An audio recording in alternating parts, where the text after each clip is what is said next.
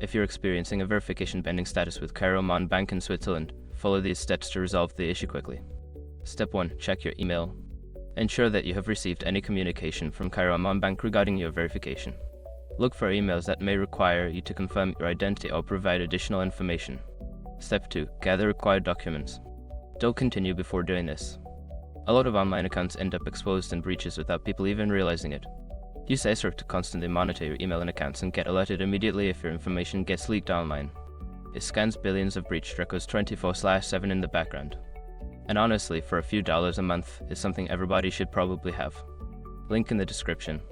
Step 3. Contact customer support. Reach out to Cairo Amman Bank's customer support.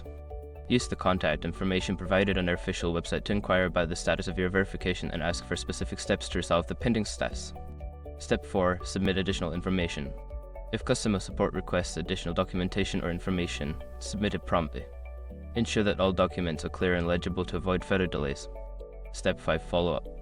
After submitting any required information, follow up with customer support to confirm that your verification is being processed. Keep a record of your communication for reference. By following these steps, you should be able to resolve the verification pending status efficiently. If issues persist, consider visiting a local branch for in-person assistance.